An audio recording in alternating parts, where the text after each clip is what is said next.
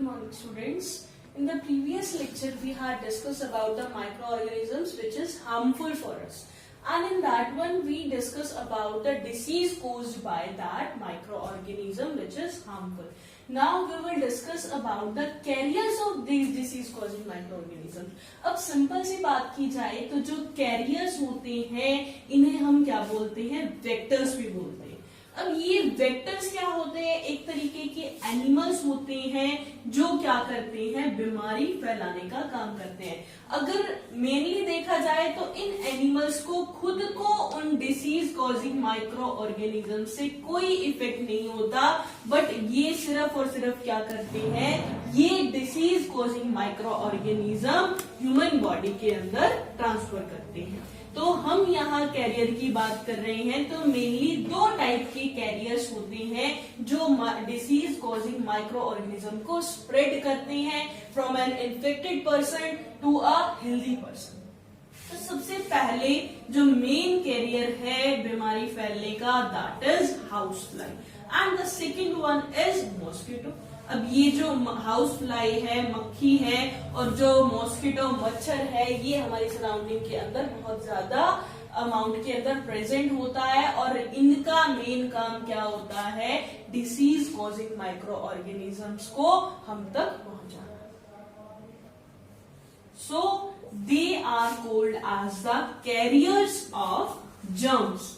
Germs और disease causing micro organisms are same. तो overall हम यहाँ क्या कह रहे हैं कि जो जर्म्स हैं उनको ट्रांसफर करने का जो काम है वो कौन करते हैं, वो हमारे ये दो मेन फैक्टर करते हैं, that is house fly and mosquito. अब क्या है, जो हाउस फ्लाई होती है, जो मक्खी होती है, वो क्या होती है, कहते हैं वो गंदगी के ऊपर रहती है. ये बात हमें भी पता है. तो हम यहाँ क्या चीज डिस्कस कर रहे हैं कि ये जो हाउस फ्लाई है, जो मक्खी है, वो किस तरीके से डिसीज कॉजिंग माइक्रो ऑर्गेनिज्म को हम तक पहुंचाती है. तो जनरली हम क्या कहते हैं कि जो हाउस फ्लाई है वो कहाँ रहती है, गार्बेज हीप के ऊपर, मतलब जहां गंदगी है, कूड़ा करकट है, वहीं पर क्या करती है, अपने अंडे देती है. और सीधी सी बात क्या होता है कि ये जो हाउस फ्लाई है ये उसी गार्बेज से, एनिमल एक्सक्रीट से, डेड ऑर्गेनिक मैटर से या फिर अनकवर्ड फूड से क्या लेती है, अपना भोजन लेती है. अब क्या होता है कि जब ये गंदगी में रहती है तो गंदगी वाली जगह पर जितने भी डिसीज कॉजिंग माइक्रो ऑर्गेनिजम्स होंगे, मतलब जो जर्म्स होंगे, वो हाउस फ्लाई की बॉडी के साथ चिपक जाएंगे. अब हाउस फ्लाई की जो बॉडी होती है वो उसके बॉडी पर जो बॉडी पार्ट्स हैं वो बड़े फाइन हेयर्स होते हैं, उसके ऊपर छोटे छोटे, बहुत छोटे छोटे हेयर्स प्रेजेंट होते हैं.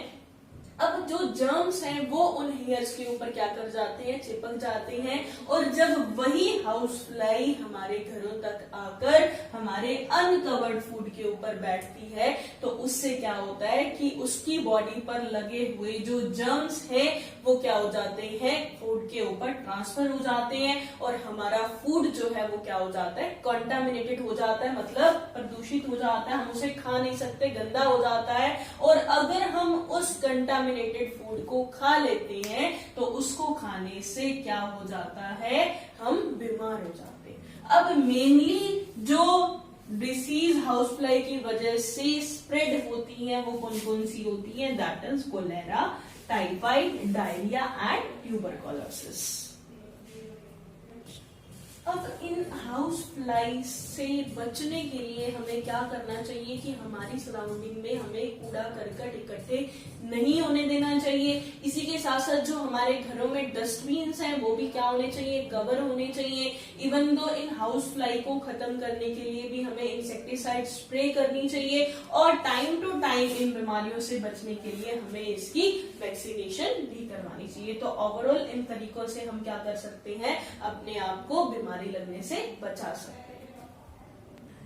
अब जो हाउस फ्लाई है वो तो जर्म्स को अपनी बॉडी के ऊपर कैरी करती है, बट जो मॉस्किटो होता है वो डिसीज कॉजिंग माइक्रो ऑर्गेनिज्म को अपनी बॉडी के अंदर रखता है और उसे हम तक ट्रांसफर करता है। अब जनरली बात की जाए कि जो मॉस्किटो होता है वो कहाँ अवेलेबल होता है, जहां पर पानी बहुत टाइम से खड़ा रहता है। अब वो चाहे तो पानी पोन्ड्स का हो, डर्टी वाटर ड्रेन्स का हो, पूल्स का हो, लेक का हो, या फिर हमारे घर के अंदर भी हो। तो ओवरऑल हम क्या कह रहे हैं कि मॉस्किटो उस जगह पर होता है जहां पानी काफी लंबे टाइम से खड़ा होता है। अब ये जो मॉस्किटो होते हैं ये मेनली जो डिसीज स्प्रेड करते हैं वो कौन कौन सी होती हैं? Malaria, dengue, chikungunya. अब हम इसके बारे में वन बाय वन डिटेल पढ़ेंगे कि किस तरीके से जो मलेरिया है या डेंगू है वो मॉस्किटो की वजह से फैलता है। Let us talk about how the malaria disease is spread by the mosquito. अब सिंपल सी बात की जाती है कि जो मच्छर होता है इनकी भी डिफरेंट क्या होती है, क्लासिफिकेशन होती है, कैटेगरीज होती है। तो उसमें हम कहते हैं कि जो एनोफिल्स मॉस्किटो होता है वो मलेरिया डिसीज को स्प्रेड करता है। इस एनोफिल्स मॉस्किटो के अंदर भी जो मेल एनोफिल्स मॉस्किटो होता है वो ह्यूमन बॉडी का ब्लड सक नहीं करता, जबकि फीमेल एनोफिल्स मॉस्किटो क्या करती है, जो ह्यूमन बॉडी है उसका ब्लड सक करती है, मतलब जो डंक मार के क्या करती है, ब्लड चूसती है। और इसकी बॉडी के लिए ये जरूरी है ताकि वो प्रॉपर सही तरीके से क्या कर सके, रिप्रोडक्शन कर सके और प्रोडक्शन ऑफ अदर मॉस्किटोज कर सके।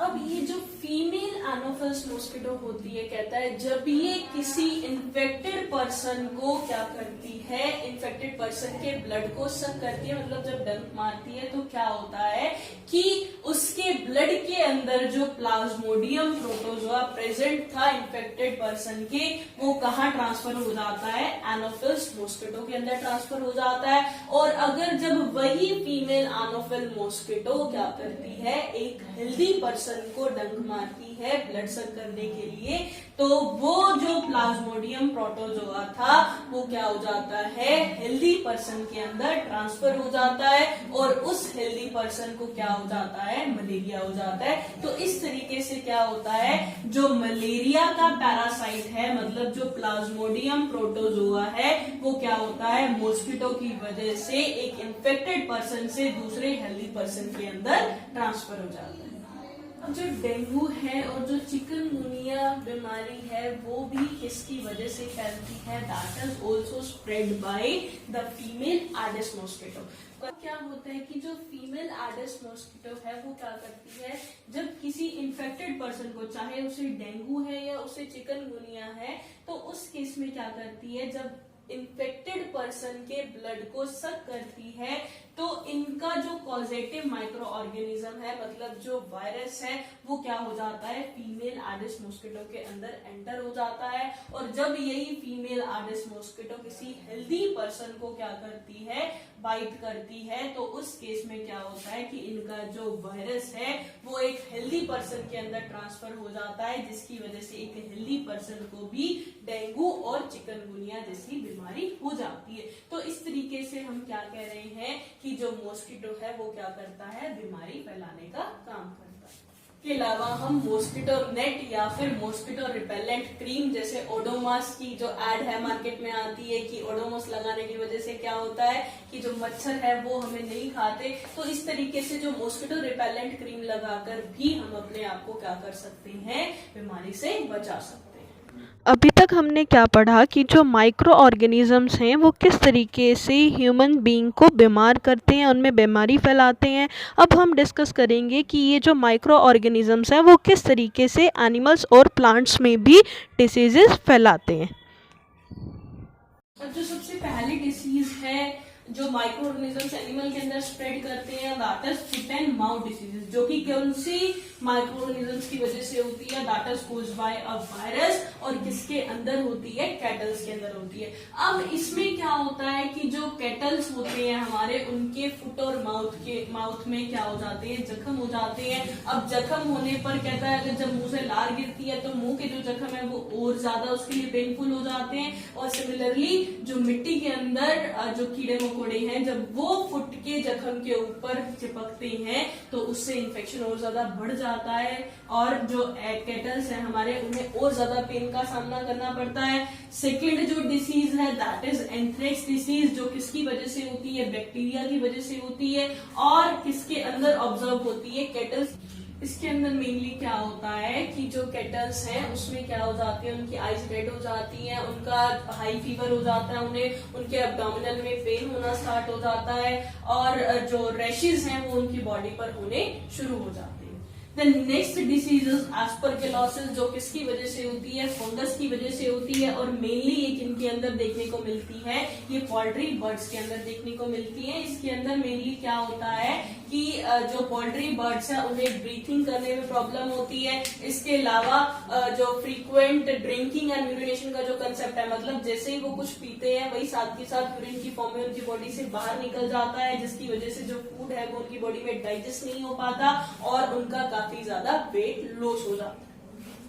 नेक्स्ट इज स्लीपिंग सिकनेस, जो किसकी वजह से होती है, प्रोटोजोआ की वजह से होती है, जो किसके अंदर देखने को मिलती है, कैटल्स, पिग और हॉर्सेस के अंदर देखने को मिलती है, जिसके अंदर क्या होता है कि जो एनिमल्स होते हैं उन्हें नींद नहीं आती। तो ये ओवरऑल हम क्या कह रहे हैं कि ये जो डिसीजेज हैं वो किसकी वजह से फैल रही है, माइक्रो ऑर्गेनिजम्स की वजह से। और अभी तक हमने पढ़ा कि किस तरीके से जो माइक्रो ऑर्गेनिजम्स है वो एनिमल्स के अंदर क्या करती हैं, डिसीज को स्प्रेड करते हैं। अब हम स्टार्ट करते हैं कि किस तरीके से ये माइक्रो ऑर्गेनिजम्स प्लांट्स के अंदर भी डिसीज क्रिएट करते हैं। तो सबसे पहले हम बात करते हैं फर्स्ट डिसीज की, that is rust of wheat. अब ये जो रस्ट ऑफ व्हीट है, एक तरफ से नाम आ जाता है रस्ट मतलब जंग लगना। अब ये जो डिसीज है ये मेनली व्हीट और बार्ले के अंदर देखने को मिलती है और ये किसकी वजह से होती है, फंगस के अंदर, फंगस की वजह से होती है। और ये जो फंगस है ये एयर और सीड के अंदर प्रेजेंट होता है और इस बीमारी के अंदर क्या होता है कि जो व्हीट होता है हमारा, उसकी जो लीव्स होती हैं उसके ऊपर क्या आ जाते हैं, ब्राइट येलो स्पॉट्स आ जाते हैं, जो एक तरीके से क्या होते हैं, फसल की प्रोडक्शन को रिड्यूस करते हैं। Next is citrus canker. अब जो सिट्रस कैंकर है ये जो बीमारी है ये सिट्रस फ्रूट्स के अंदर देखने को मिलती है और इसके पीछे जो माइक्रो ऑर्गेनिज्म होता है वो कौन सा होता है, बैक्टीरिया होता है और ये बैक्टीरिया एयर के अंदर प्रेजेंट होता है। एयर से ही क्या होता है, सिट्रस फ्रूट्स के अंदर ट्रांसफर होता है। अब इसके अंदर क्या होता है कि जो सिट्रस फ्रूट्स होते हैं हमारे, उसकी जो लीव्स हैं, स्टेम है, उसके ऊपर क्या हो जाता है, इन्फेक्शन हो जाता है, मतलब स्पोर्स होने शुरू हो जाते हैं, जिसकी वजह से हमारी जो फसल है वो क्या हो जाती है, खराब हो जाती है। नेक्स्ट जो है दैट इज येलो वेन मोज़ेको भिंडी। ये भी बीमारी का नाम है जो मेनली किसके अंदर होती है, भिंडी के अंदर ही होती है। भिंडी को हम इंग्लिश में क्या बोलते हैं, ओकरा बोलते हैं। अब इसके पीछे का जो माइक्रो ऑर्गेनिज्म है वो कौन सा होता है, वायरस होता है और ये किसके थ्रू फैलती है, इंसेक्ट के थ्रू फैलती है। इसके अंदर क्या होता है कि जो भिंडी के पत्ते होते हैं उनकी जो वेन्स होती है वो क्या हो जाती है, येलो पड़ जाती है, जिसकी वजह से जो क्वालिटी है भिंडी की फसल की वो क्या हो जाती है, रिड्यूस हो जाती है। तो ओवरऑल हम क्या कहते हैं कि ये जो माइक्रो ऑर्गेनिजम्स हैं ये ह्यूमंस के लिए भी हार्मफुल है, कहीं ना कहीं एनिमल्स के लिए भी हार्मफुल है और प्लांट्स के लिए भी हार्मफुल है।